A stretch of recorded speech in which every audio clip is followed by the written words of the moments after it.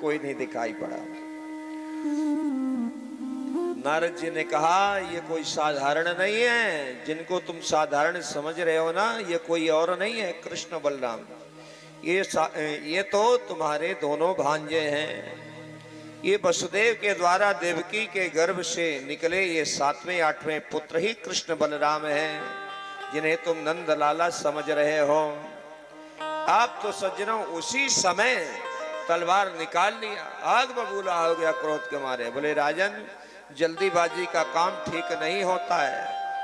ऐसा करो कि अपने क्षेत्र में कहीं मेला ठेला का आयोजन करो और इन दोनों को मेला ठेला देखने के बहाने इनको बुलाओ। अब ये बात जच गई। हो गया, गुरुजी को विदा किया, गुरुजी अपनी बीड़ा संभाले चल दिए। अब इसने अक्रूर जी को बुलाया और अक्रूर जी को कृष्ण बलराम को मेला दिखाने के बहाने बुलाने के लिए भेजा। अब अक्रूर जी ने जैसे सुना, अक्रूर जी की ऐसी स्थिति हो गई जैसे रामावतार का मारीच। रावण आया और राम राम किया, आने का कारण पूछा। बोले हैं ये काम करना है, सीता का हरण करना है। मारीच ने समझाया कि जिनकी सीता का तुम हरण करना चाहते हो ना, उनसे मैं अच्छी तरह परिचित हूं। जब हम बक्सर में थे तो बिना फर का बाण मारा था तो 7 योजन दूर समुद्र पार के और लंका में गिरा। अभी हमारी सांस ठीक नहीं चल रही है, अभी सांस लेने में हमको दिक्कत हो रही है, और उन्हीं से तू बैर कर रहा है। समझाया। रावण ने कहा ये तो हमको कथा सुना रहा है क्या? बोल, यस और नो में बात कर, सोने का मृग बनना है या नहीं? अब उसने सोचा कि यदि मैं ना कहता हूं तो ये उड़ा देगा, अब राक्षस के हाथ मरेंगे तो ठीक नहीं है। इधर कुआं इधर खाई, दोनों तरफ मरना ही मरना है, तो क्यों ना भगवान के हाथों मरे, मुक्ति तो हो जाएगी। तो सोने का मृग बना। ऐसे अक्रूर जी अब ना करते हैं तो ये छोड़ेगा नहीं, और हाँ करते हैं, जाते हैं लेकर के आते हैं तो इनको मार देगा। लेकिन अब करे क्या बेचारे, चल दिए लेने के लिए। जैसे ही सज्जनों सुबह से लेकर के शाम हो गई पहुंचने में, संध्या काल के समय पहुंचे।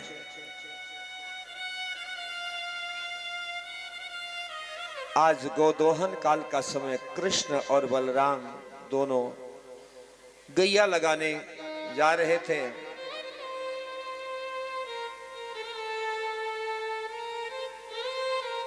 लेकिन चाचा जी आए हैं, देखे दौड़ करके गए, चाचा जी आए हैं, लिपट गए। नंद बाबा भी आए, अक्रूर जी गए अंदर,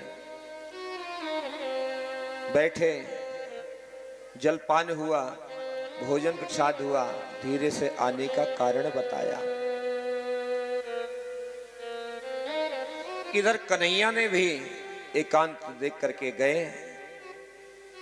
बोले चाचा जी कैसे आना हुआ, मथुरा में तो सब कुशल से है ना? अक्रूर जी कुछ बोलते ही नहीं है। भगवान बोले हमने अनुचित प्रश्न कर दिया क्या? तो अक्रूर जी ने कहा कि यदुवंशियों का हाल चाल पूछना ठीक नहीं है, क्योंकि यदुवंशियों के शरीर में कंस रूपी कैंसर पैदा हो गया है। अब उसके रहते किसकी कुशल हो सकती है भाई? अब वह रोग आपके हाथों ही ठीक हो सकता है। कंस का जो सारा षड्यंत्र था, अक्रूर जी ने भगवान को समझा दिया। भगवान हंस करके बोले चाचा जी, जब मामा जी ने याद किया है तो हम तो जरूर चलेंगे। और बच्चों के यदि पता चले कि ननिहाल जाना है तो भूख भी हराम हो जाती है। लेकिन ये षड्यंत्र किसी को और को मत सुना देना, अन्यथा यहां से निकलना असंभव हो जाएगा। नंद बाबा ने अक्रूर जी से भेंट किया सज्जनों। अब नंद बाबा अकेले तो भेजने वाले नहीं हैं। नंद बाबा ने पूरे ब्रजमंडल में दुहाई लगवा दी कि मथुरा चलना है, वहां मेले का आयोजन है। गोपियों को जैसे ही समाचार प्राप्त हुआ कि कृष्ण और बलराम सब कल मथुरा जाएंगे, अब तो गोपियों का हाल बेहाल हो गया। सभी गोपियां घर द्वार छोड़ करके इकट्ठी हो गई,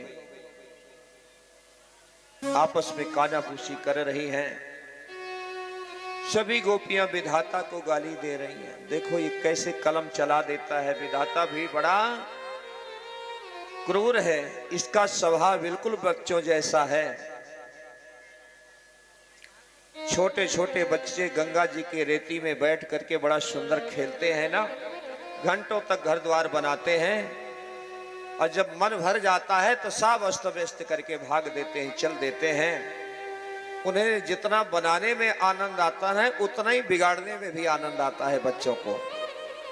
कभी खेल खिलौना खेले हो मिट्टी वाला घर द्वार बना करके आप लोग?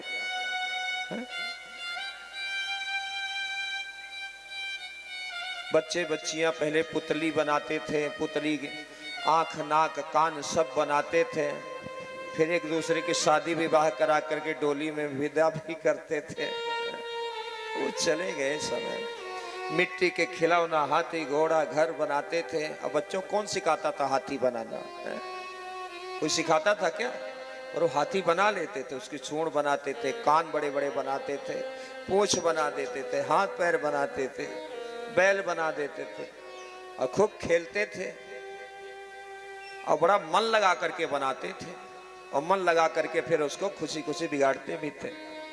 ऐसे विधाता अपनी मर्जी से खेल खेलता है, जब चाहे तो बनाता है, जब चाहता है तो बिगाड़ता है। दूसरी ने कहा, बहन अब विधाता तो हमने देखा नहीं है, उस विधाता को कोसने से कोई लाभ नहीं है। ये अक्रूर जो यमराज बन करके आया है, ये यदि यहां ना आता तो गोविंद के जाने का कोई प्रश्न ही नहीं था। इसका नाम अक्रूर किसने रख दिया? इसका नाम तो क्रूर होना चाहिए। हमरे राम भरत दुई आँखी, सत्य कहाऊं कर शंकर साखी। गोपियां कहते हमारे तो दो आंखें हैं, ब्रजमंडल की दो आंखें हैं, एक कृष्ण और बलराम, ये दोनों निकाल करके ले जाएगा। इससे बड़ा क्रूर कर्म और क्या हो सकता है? तीसरे ने कहा, बहन मैं अपने रहते नहीं जाने दूंगी। एक बोली, बहन यदि ऐसा कुछ हम करेंगी तो बदनामी हो जाएगी, दुनिया वाले क्या कहेंगे, ये कैसी पागल है, लोक लाज का क्या होगा? गोपी बोली, बहन जब अपने प्राण प्यारे ही जा रहे हैं तो लोग लाज को हम संभाल करके क्या करेंगे? कुल के वृद्ध बंधु बांधव लोग जो भी कलंक देना चाहे, जो भी आक्षेप लगाना चाहे लगाते रहें, पर मैं अपने प्राण धन को नहीं जाने दूं। सारी रात गोपियों को नींद नहीं आई। भगवान के विविध नामों का गान करती हैं गोपियां, सारी रात जागती रही सज्जनों। इधर सवेरा हुआ, सभी पहले ही नंद बाबा अपनी बैलगाड़ी सजा करके सब पहले ही प्रस्थान कर गए। जैसे गोविंद दाऊ जी के साथ रथ पर बैठ करके जाने लगे, गोपियों का धैर्य टूट गया। गोपियों की व्याकुलता को देख करके सज्जनों बहुत घबराए अक्रूर जी। ऐसी स्थिति में रथ हाँकना संभव है? भगवान तुरंत खड़े हो गए, गोपियों को बहुत समझाए, समझाने की कोशिश की है, लेकिन एक भी उपाय काम नहीं आया।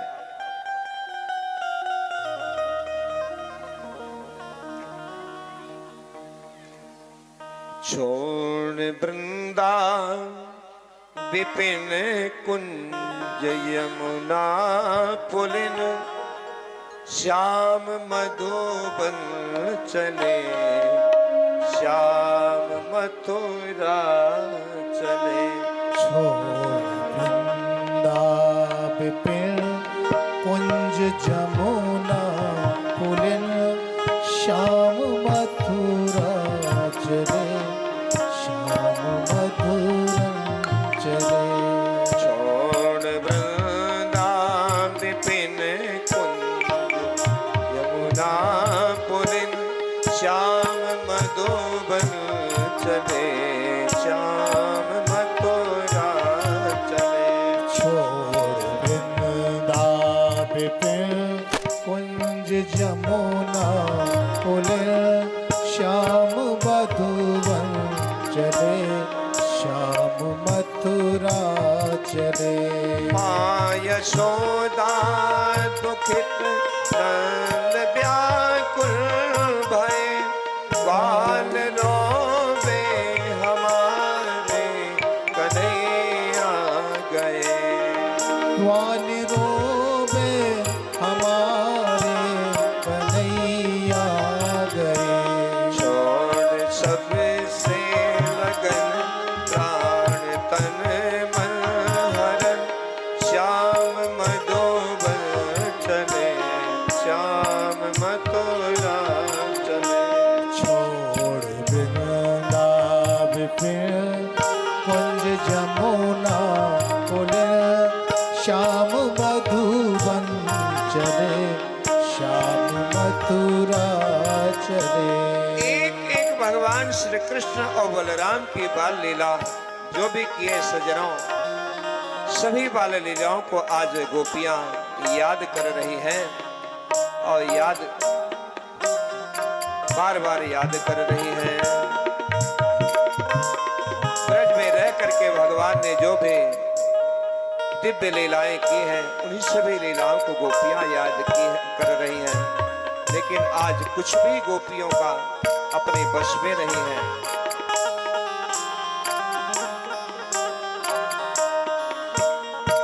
अंत में सज्जनों, जैसे रथ आगे की ओर बढ़ा, गोपियों ने कहा कि ठीक है प्यारे, जा तो रहे हो लेकिन याद रखना,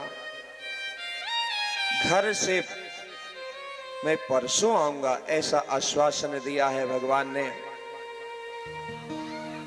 तो गोपियों को एक आशा जगी सज्जनों, हमारे प्यारे मथुरा में जाएं तो इन्हें कितना सुख मिलेगा और इसके दर्शन से मथुरा वासियों को कितना सुख मिलेगा, इसमें विक्षेप नहीं डालना चाहिए।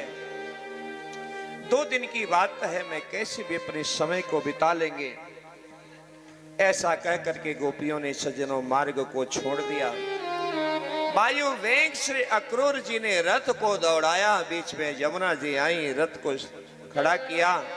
जा करके सज्जनों जैसे ही गोता लगाया अक्रूर जी ने यमुना में, अंदर भगवान का नारायण स्वरूप का दर्शन किया।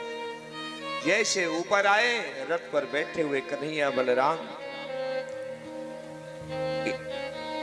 का दर्शन हुआ। स्नान करके आए। आज अक्रूर जी कहते हैं, प्रभु मैं पहचान गया, आप समस्त जगत के कारणों के भी कारण साक्षात आप नारायण हैं। आपके नाभि कमल से ब्रह्मा जी प्रकट हुए, जिन्होंने समस्त संसार की रचना की। आपको मेरा प्रणाम है। आप ही वाराह बन करके धरती का उद्धार किया, दुष्ट क्षत्रियों का आपने संहार करके इनके अभिमान को दूर किया। आप ही रामभद्र बन करके रावण का अंत करने पधारे। किसी ने मेरे से प्रश्न किया कि परशुराम जी ने तो क्षत्रियों को मारा। बहुत सुंदर प्रश्न किया, करना भी चाहिए। भगवान का कभी किसी जाति वर्ग से कोई लेना देना नहीं था कि ब्राह्मणों से प्रेम करते हैं, क्षत्रियों को मारते हैं और बाकी लोगों से द्वेष रखते हैं, ऐसा कुछ नहीं है भगवान का। परशुरामावतार में परशुराम जी ने क्षत्रियों का संहार तो किया, पर